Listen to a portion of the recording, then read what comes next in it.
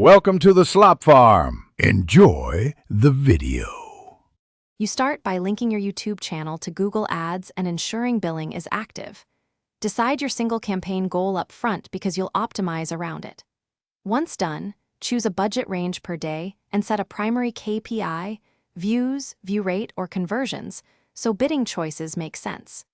Make sure to enable account access for collaborators now and create or confirm your video campaign type. This immediately opens the ad subtypes and bidding options you'll need next.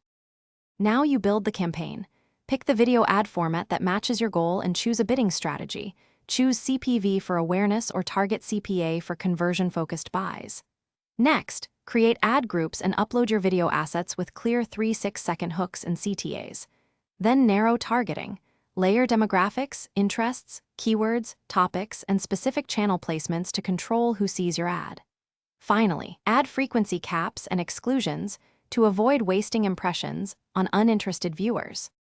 You're ready to launch. Review settings, activate the campaign, and monitor the first 48 to 72 hours closely. Check view rate, CTR, CPV, and conversion metrics.